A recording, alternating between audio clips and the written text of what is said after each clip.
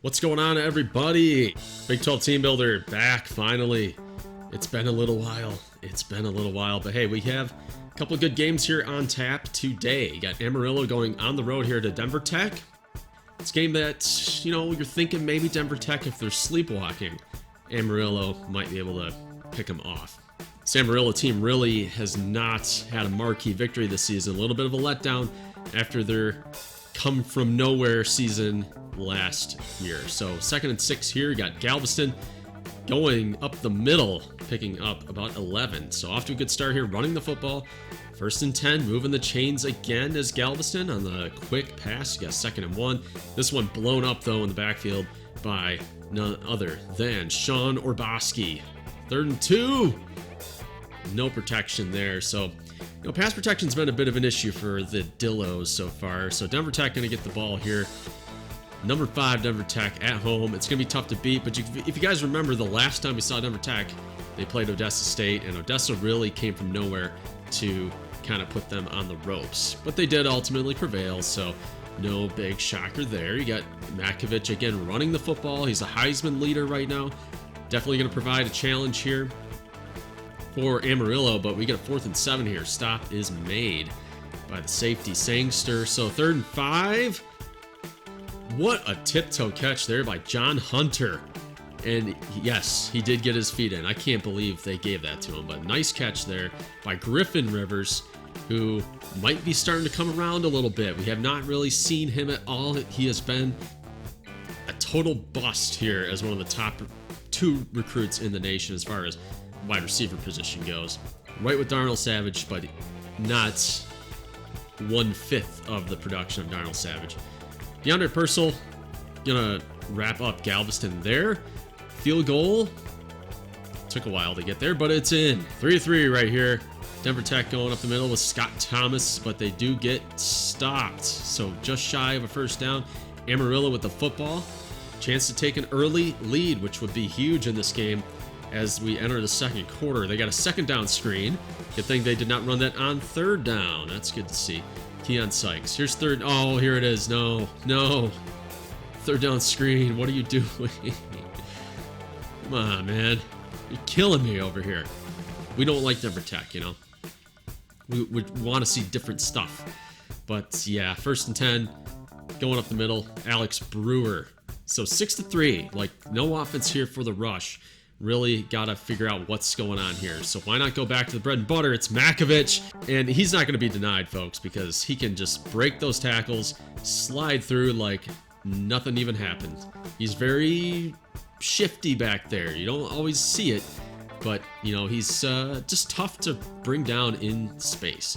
And he's got some speed at that position. 2nd and 5 here. Amarillo kicks it to the outside. We'll set up 3rd and 1 here. Galveston with the snap, no pressure, gets it outside, huge hit to Quan Alexander, but they do push this ball past midfield. So the Dillos are driving, and a fumble. Oh my God, no, he's stayed in bounds. Tristan Prater is gonna go to the house. How do you let that happen if you're Amarillo? Because, dude, you're driving, you had a chance. You had a chance to put them in a very, very tough spot, keep the pressure going, but that ball is going to hit the dirt, and Tristan Prater with that keen awareness to stay in bounds. Not going to run that one out of bounds or just fall on it. He says, I'm going to pick it up, take a 88-degree angle going the other way down the sidelines for a touchdown, and another fumble. Amarillo turns it over again, this time in their own territory. No touchdown at least, but that is not a very big consolation prize right there. Oh, it's just a huge hit right there on Walker, and he's going to drop the ball literally and figuratively. 17-6 here. Makovich with the little bump tackle. This time he runs into his own man. That should have been a touchdown. Denver Tech probably strategically wanting to milk some clock, maybe. I don't know. Scott Thomas takes it in from 6 yards out, and now we have a blowout on our hands, everybody. This game didn't have to be this way. It didn't have to be this way.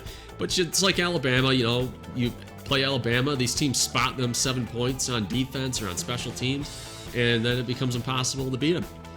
Ryan Bradshaw, though, still trying to ball out and save his team. They're in a hole here. Big catch by Rivers up the middle for 16. They're running option on third down, and Galveston had no chance to get away there. So it's going to maybe set up a field goal until we have a false start. This one going to put him back 5. This time the kick is going to be short, all because you couldn't remember the snap count. Big interception here, though, going the other way. That will at least save them from surrendering even more points, keeping in the game here. 4 seconds. Galveston going to try to find something downfield. He's going to flip it. He's got Griffin Rivers wide open. I told you guys Griffin was coming back. He's coming back. He's going to have a big second half of the year. And wow, a Hail Mary. These CPU teams complete Hail Marys probably at a higher rate than they do in real life. I don't know why you would have one guy back there. Prater was covering 2 people. You don't want that on Hail Mary. That's not a good Hail Mary call right there. 24-13 though. Denver Tech well in control of this game with about 6:40 left. And then Scott Thomas going to dart ahead here for 10 yards. We got 2nd and 10. Nice run up the middle for Dustin Miller. 5:50 left here. Early third. Oh, wow. Heisman throw right there. That's Heisman moment for Alex Makovich. Hashtag just kidding. Come on, dude. You're throwing across the field and into double coverage. And the receiver doesn't fight for the ball. He just kind of stands there, kind of watches it as it comes to him. Keon Sykes for 10. So you get 3rd and 6 here. Running draw on 3rd and 6. At least it's better than a screen. They pick up 6 yards. It's going to be just shy, though. And they are going conservative here with the field goal. And it's going to go through the uprights. So 4 minutes left. Good hit there by Scott Thomas up the middle. He's going to end up with 13. 3:36 here as he's weaving his way through the defensive line. A lot of space for these running backs to operate in. 2nd and 4 this time. They bite on the fake, on the option. Makovich for 12. Got about 2.5 minutes coming up here for the rush. Just starting to impose their will on the ground. Makovich gets knocked out, but he will get the first down. And then up the middle, Dustin Miller for a 3-yard score. So Denver Tech rebounding nicely here after letting Amarillo back into the football game. He got 1:35. Galveston with a strike again. It's Griffin Rivers, number 86 out there with the asymmetrical sleeves. You can always tell who it is. So another field goal opportunity for Amarillo. I think that's too many field goals, man. You got to go for it at that point. 31-19. Makovich finding room down the sidelines. And now Amarillo definitely looking for another turnover. That ball is an incomplete pass. Could have been a fumble. They're going to rule it incomplete. Kick is up and off the uprights. It's going to clang off the uprights. So Amarillo does survive. And the field goal that they kicked earlier, they will pick up a couple points here on Denver Tech. It is not canceled out by the field goal. 3rd and 8. Got it on a slant up the middle to about the 15. The tight end Sledge running option. Galveston, he can do it. He can do that pretty well, but he's only going to get 1 here. 3rd and 1. Got him in the flat and up the center. It's going to go to Quan Alexander, the true senior. Galveston's 31 of 34 in today's game, so Denver Tech not stopping him with any kind of regularity. Amarillo just moving the ball down the field. 4 minutes. Going to the side. Going to get Andre Kenny, the tight end, for 4 yards. And now it'll be 3rd and 6 here. Makovich going underneath, and he's going to get the tight end wide open. That's Andre Kenny. Kind of an underrated player in this dynasty. He's been making a lot of plays for Denver Tech on crucial downs. Scott Thomas for 7 gets the first down again. Denver Tech going to be in grind the clock mode here. 3rd and 2. Now Amarillo in a spot here where they're going to need to start spending timeouts, but they get 3rd and 15, so they're hoping to get the football back. Denver Tech will have a crack at a field goal if they don't get the first down, and it is defended by Freddie Bolden out there at safety. He's got that Ardmore one, and I remember that. 4th and 15, and again, Brent Kent cannot hit the field goal, and it's a 6-point game here, so Amarillo with a chance. Edgar Watts, good defense out there. If they score the touchdown, Amarillo will win the game. They're running screen. and gets blocked into Keon Sykes. So we'll set up 4th and 4 with 1:10. Galveston goes short. Oh, and then drop. It was not a complete pass, but it was going to be short anyway. And Amarillo, kind of a lackluster last drive right there. You were hoping they could make it interesting, make it exciting, get the ball into the red zone, but Denver Tech just shut them down easily right there in that 2-minute drill, that final drive. Denver Tech will win this one. And Amarillo, it was a game effort, but they needed more touchdowns, obviously. Field goal's not going to cut it. Field goal's not going to cut it in this game either between Midland State and Nebraska State. Our defense has shown some flashes recently, but it still has not been very good. We're going to let this one go, and it's going out of bounds. Great way to start this game. We got some kicking issues in the Big 12, as you guys probably remember. A ton of true freshman kickers out there. Here's Ben Shanoski cutting it outside on an option. Gonna push it past midfield. So more snow on the field today. We played in snow in the previous game against Kansas A&M. 3rd and 11 here. We're going underneath Smith for 9. You guys think we're going for it? Because I do. No, we actually punted the football. How about that? Colton Yo outside 6 yards. So a little conservative for us early. Didn't want to push it, but McKinley Harris up the middle. Our pass defense just is helpless, folks. I mean, I got Robbie Rouse out there as an athlete because I need the speed on the field, but it doesn't help us in coverage. So, like, these guys make one cut, and we're dead to rights. It's just the way it's going to go. Look at this. We had a guy there. It was East on Colton Yo, and that's just a size disadvantage for the Prairie Dogs. Like, East has no business out there covering Colton Yo. How about this throw to Kimberling out there? He's going to get open on a slant that he cut upfield, and now we're going deep here to McCoy, and Talley, the former JUCO player, is going to run into the end zone and back out past the 10-yard line. Shanoski thought he had a play there, but he was ultimately covered. The pass was just going to take too long to develop, and there's Claude Gray.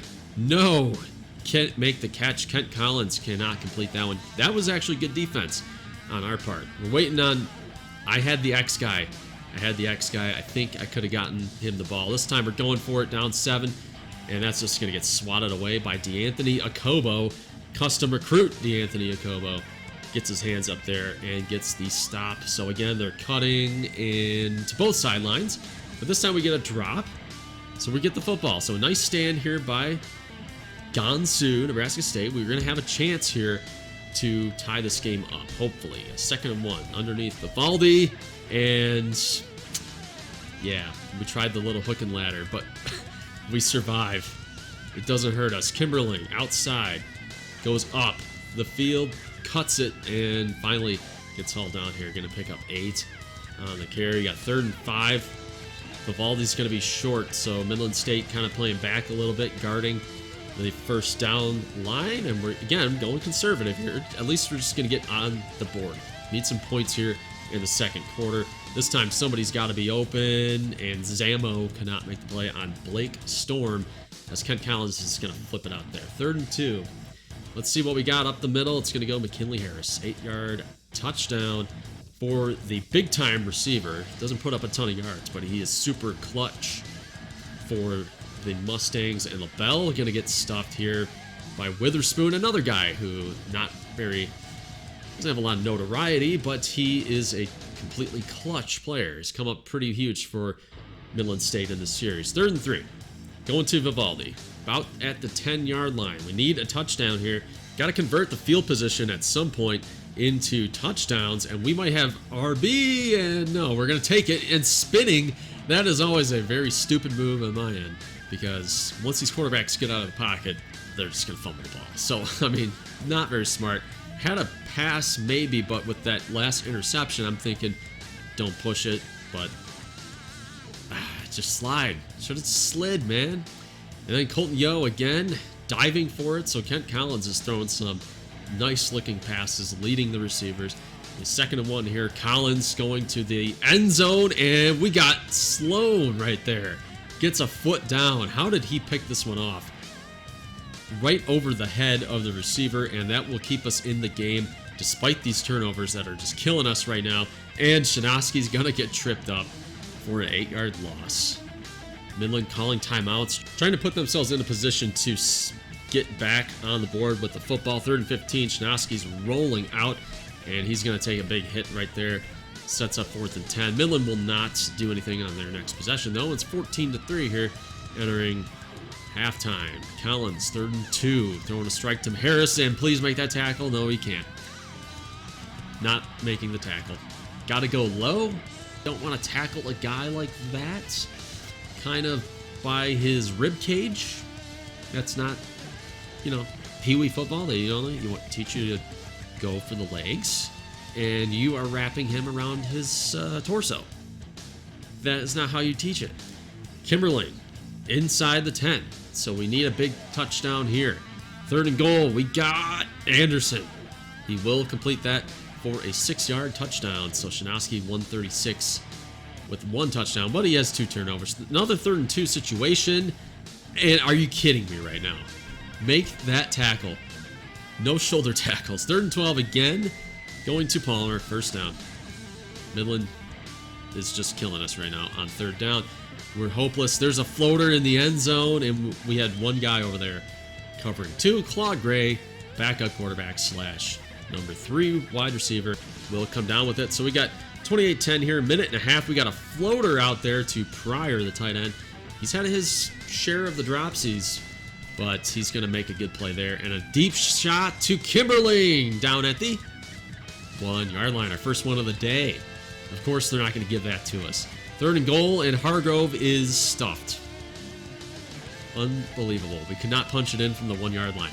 So we're going to kick the field goal, I guess. I don't know if I like that idea, but East is going to pick it off, and he's got a lane. Can he get to the house? No, he's going to get tripped up by Gray. But another turnover for Midland, so that's up. They're up to 2 now. 2 interceptions on Kent Collins. Let's see if we can cash this in. We're going to flip it to Hargrove and a drop. So we tried the rollout cheese, and it didn't work because he's going to drop it. Had a couple guys open on that play. Vivaldi going to come down with it up the middle, though. 3rd and goal. Again, not converting. Had the axe, and oh, I threw that way too late. I didn't have him at that point. And another horrible turnover for Nebraska State. We're just not playing a very smart football game today.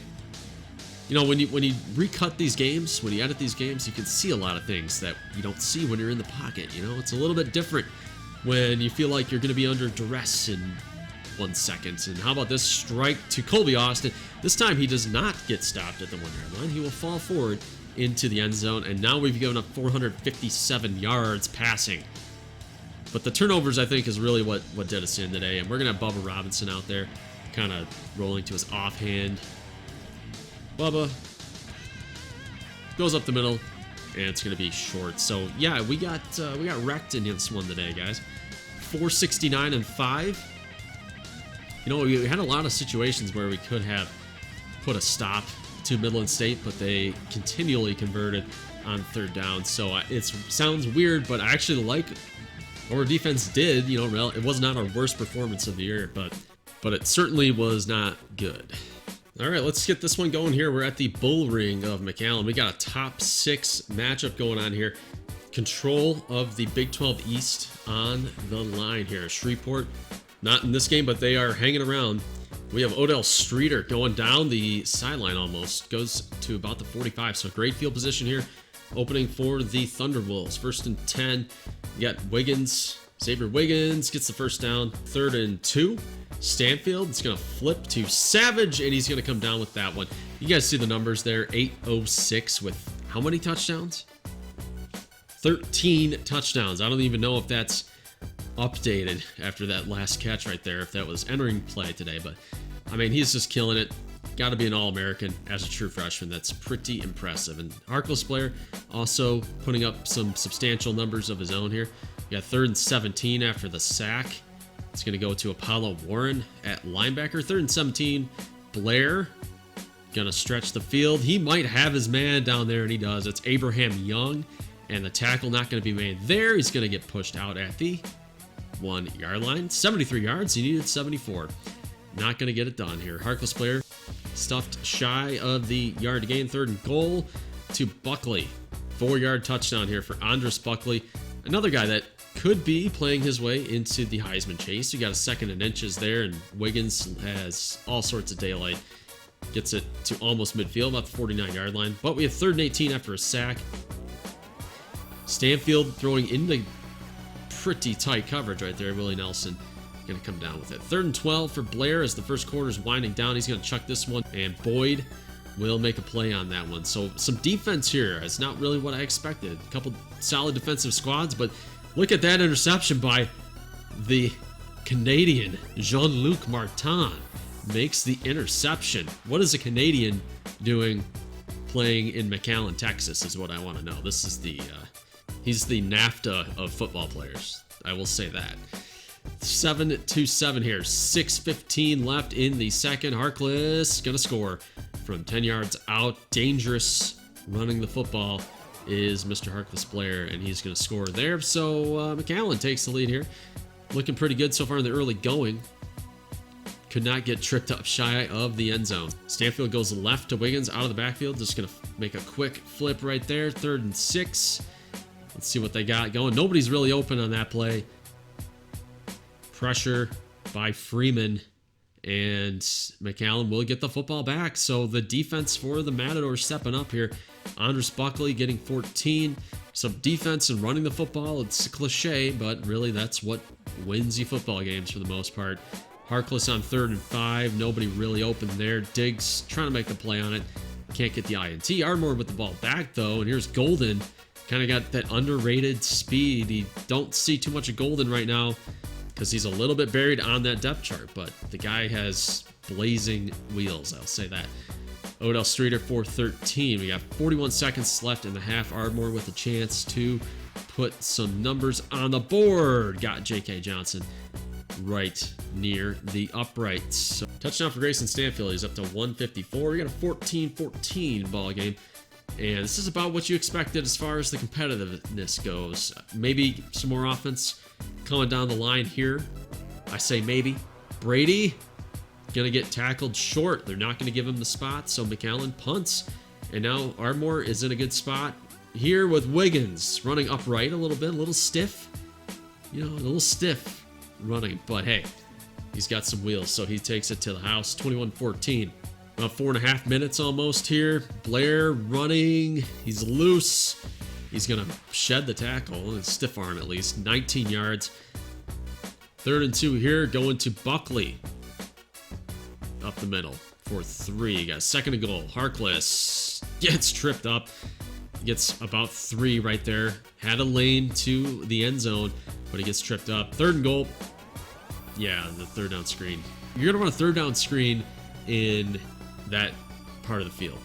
Gotta say, I'm questioning that logic. Gonna drop back. Gets hauled down for a 9-yard loss. It's going to be Dwayne Nixon. Not a name we see every day for McAllen. 2nd and 1. Harkless flips to Brady, and Gold not making a good play there. Charles Brady. 24-21 here for the Matadors. 1st and 10. So going back to the running game, back to the well. Served Ardmore pretty well here in today's ball game. Wiggins shoved out for a 24-yard gain. 2nd and 2. Stanfield. There's nobody open for Ardmore. And, you know, I think really you have to give credit to McAllen's secondary. They've made a lot of good plays. And again, I mean, Savage was pretty much covered right there, but he makes a great catch to fend off the DBs. And then J.K. Johnson down at the 1.5-yard line. 1st and goal here. Tomsha's running it in. Okay, gets a 1-yard touchdown. David Tomsha checking in. Kind of running that option. Always looking good there. 2nd and 7. We got Buckley fumbling the football, and Miller is going to jump on that one. Josh Miller, the true freshman out of Florida. And we're going to get a review, though. This is going to be a turning point in this game. Buckley definitely down, and they made a good call there. 3rd and 9. No screen. No screen on 3rd and 9. Doesn't work. Anyway, Derek Andrews having himself a game. 9 tackles. Should have been credited with a pass deflection there. 2nd and 3. And that one, a little miscommunication. So we still have Tomsha in the game here.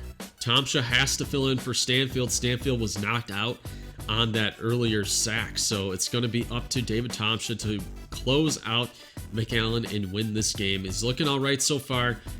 Easy throws, flipping to J.K. Johnson, who's going to fight forward. That play should have been a no gain, and he turns it into a 12-yard pickup for Ardmore. The run here to Wiggins, nothing doing. McAllen will burn the timeout. 1:46 left, and they running play action. Tomsha gets gang tackled there in the backfield. Head coach Leroy Jackson going to call timeout, and the field goal will sneak in to keep Ardmore up 7. So it's still a one-score game. McAllen passing, not their forte, but Blair can wing it at times. He's not incapable. 3rd and 6, we got a Harkless looking outside the pocket, gonna pick it up, and he's going to score. Touchdown, Harkless Blair. And the Matadors, with 26 seconds left in this game, somehow managed to tie this up. So Ardmore, let's see what Tomsha's got in the cooker here, because they're going to need it. They're going to need it either for overtime or in regulation. See if they can get a field goal and get out of here with a win. All 3 timeouts left. Savage going to get dropped. Ardmore will burn the first. So 10 seconds. You got time for 2 quick plays. Maybe quick play, stretch the field, something like that. Time winding. Wiggins outside, gets shoved out. So 5 seconds. One more play. Yeah, one more crack at this thing. Going outside, Nelson for 3. I don't know if that's going to be enough. And they will definitely go for the Hail Mary. Here it is, folks. Going to Savage, and a great play by Cisneros gets the deflection. So, guys, we are going to overtime here as the Big 12 East, like I said, it's going to come down to this game, and Ardmore will win the toss. They elect to play defense, obviously. 3rd and 10 here to start, and Blair going deep. Boyd makes the play. So McAllen looking at the field goal here. See if they can get it. They have freshman kicker, kicks up. Good. Right down Broadway. So let's see if Ardmore can do it. Going conservative here with the run. It's going to be up to Tomsha, the true freshman. 2nd and 11. Tomsha rolling up the middle to Buchanan. Gets to about the 7. Things looking up for Ardmore. 2nd and goal here. Great tackle put on Tomsha there. Clock winding down. 2 seconds on the play clock. Going to Wiggins, and here's the game. Wiggins is down at the 1-yard line. So now the question is, do you go for it? No, they're going to kick it with trade A. Very conservative call, but I mean, they just weren't willing to put the game on the line at that point. Markham catches it down at the 1-yard line, of course. 1st and goal here. Tomsha this time. The Red Sea opens up for Wiggins, and he will score. So Ardmore puts the touchdown on, so they're staying ahead of the game here. 41-34. Harkless first play to Brady at the back of the end zone, and he's going to just face plant, but he gets the feet down. That's all that matters. There's a passing touchdown record for Harkless Blair. How about that? 1st and 10, flipping it out. Andres Buckley cuts it. Oh, on a screen. He's going to score on a screen pass. Andres Buckley weaving his way to the house. So they have to go for 2 here. Going to Buckley, running it up the middle, and they're going to give it to him. Wow, so he was not stopped down at the 1-yard line. 1st and goal, Tomsha takes it up middle. Kind of a little bit improv there for David Tomsha. 2nd and goal here. Guerrero up the middle. He will score for the touchdown. But like we talked about, Ardmore obviously needs to go for 2 here. The running option, keeping it on the ground. Tomsha cuts it up the middle. That was a money play right there for Ardmore. 2nd and 4 here. Tomsha trying the rollout. Cheese gets cut off. Johnson, it'll be 3rd and inches. Running it with Wiggins. Gets to the side and into the house. So guys, this game is going back and forth. I've lost track. I think this is, 4th overtime.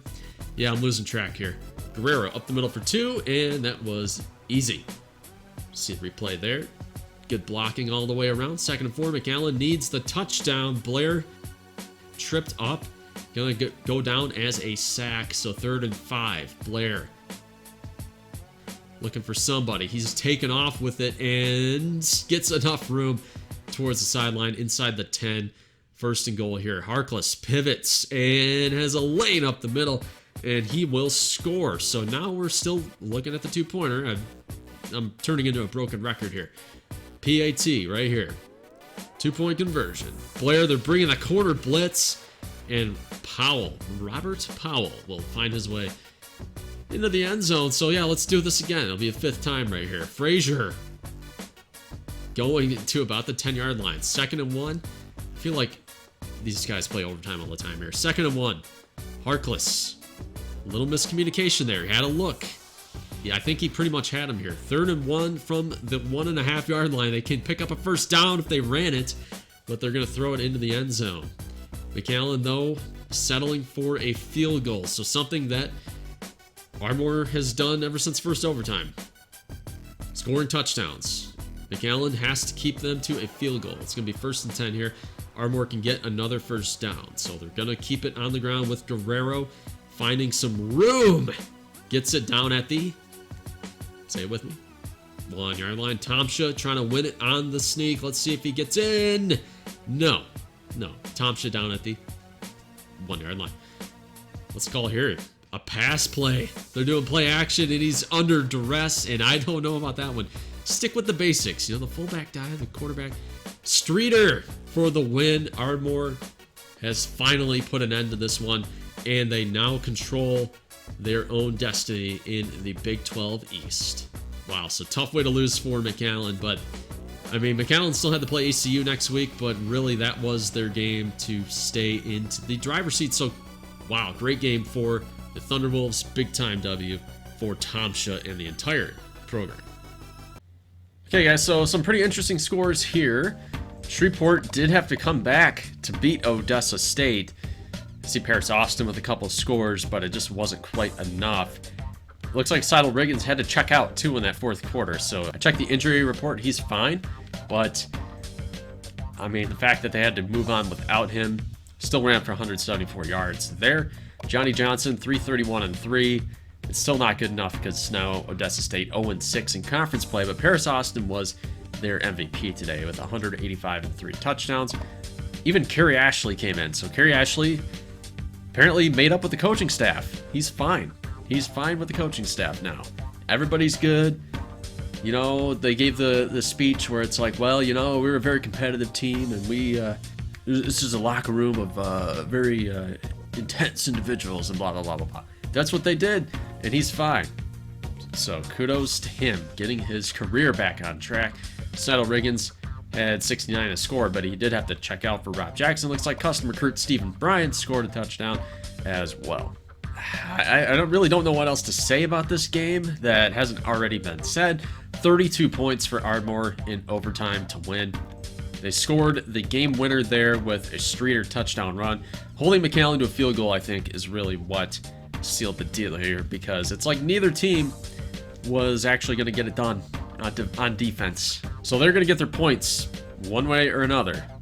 And Ardmore came out on top, 561 yards.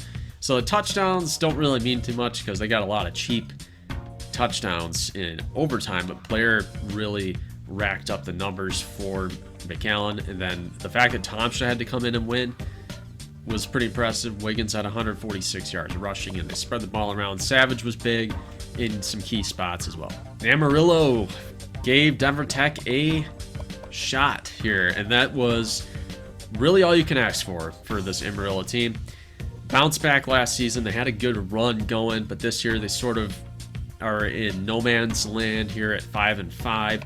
Still a competitive, quality football team, but the wins are not really showing up exactly, and it's kind of tough for them to deal with that.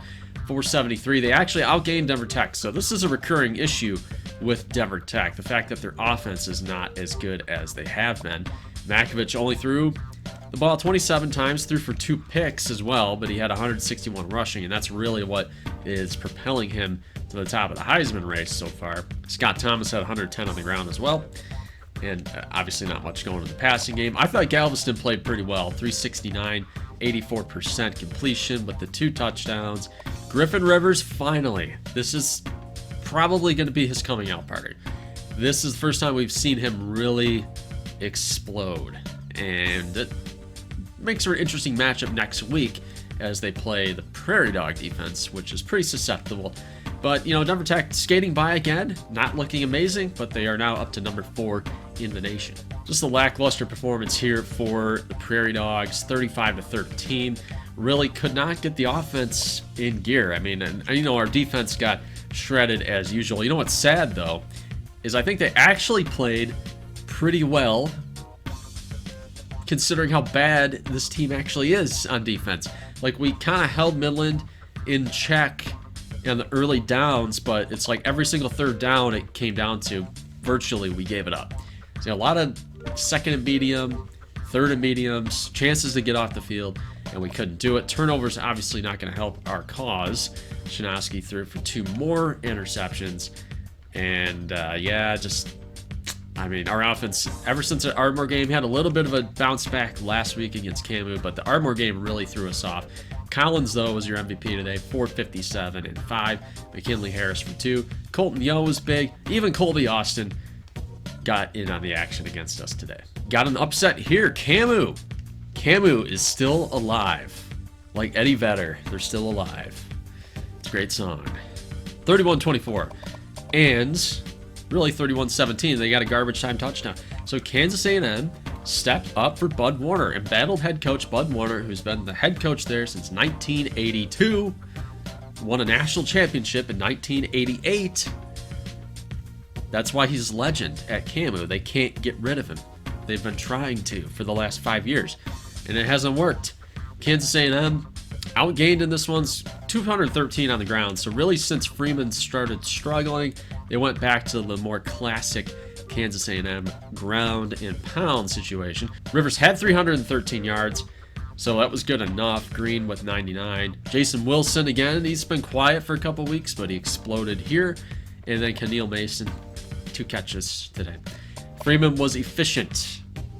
Not a lot of mistakes made on his end. And then Harold Reed was for 28. He had Flores, 72. Freeman chipped in with some of his own. Jameel Carter held to 1 catch today. And again, I don't want to spend too much time on this one. Really no shocker here. But Buster Smith had to come in and play against ACU, and ACU demolished their defense. So now the calling card for UBA was their defense. Their offense was struggling. Defense was picking up the slack, trying to keep them in games, and now the defense is getting annihilated. So this is just a bad situation for UBA. Buster Smith did okay. He's doing what he can with Lamont Christian being injured. Viper the third had 81. Buchanan Simmons, again, like I said, Buchanan Simmons is balling out, and you have to give him his due. And then we see here Russell had 400 yards and 6 touchdowns. Whew, man, and Danowski's actually benefiting from being the backup running back, because Hassan Bonner is the starter. He's more involved in the passing game, but Danowski gets all the garbage minutes when ACU is trying to run the clock out. So ironically, Bonner's the starter, but Danowski by the end of this year will have more carries and rushing yardage. And then the receivers, you know, they're just spread the love around. Pretty impressive demolition here for ACU trying to rebound.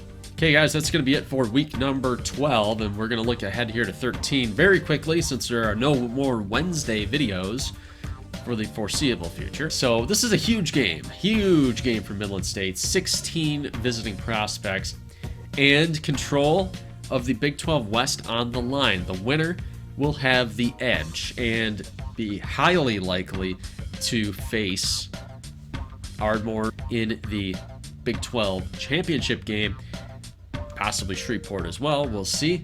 But Denver Tech and Midland, I'm looking at Midland here, the number 1 ranked offense in the nation. Denver Tech down to 33rd, which is just bizarre to me because this team has been, you know, you probably have to go back and look, but I'm sure they've been in the top 15 in total offense for every season this year. They do have a better defense than Midland State, though, and that could be what flips this in their favor.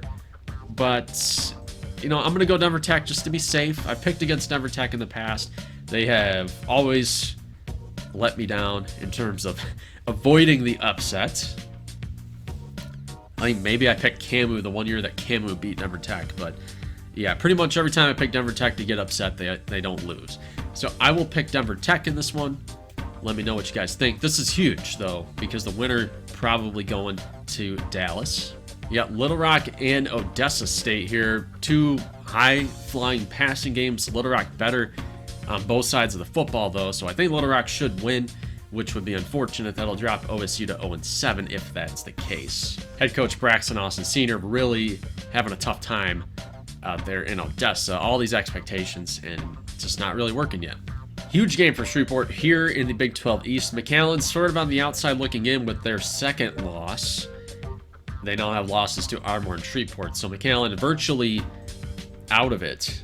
However, Shreveport is still in because ACU plays Ardmore fairly soon. Should be the final week of the season. So if ACU can beat Ardmore, then Shreveport will actually win the Big 12 East. But the problem is they have to win out. So they still have to play Kansas A&M and Little Rock. Sitting at 9-1, number 5 in the country. They're not even done in the national championship conversation either. So that's why Shreveport needs to pick this win up. But Camu is going to be fighting for bowl eligibility. And they just got a decent upset here against Little Rock to improve to 2-4 in conference. I'll pick Shreveport, though.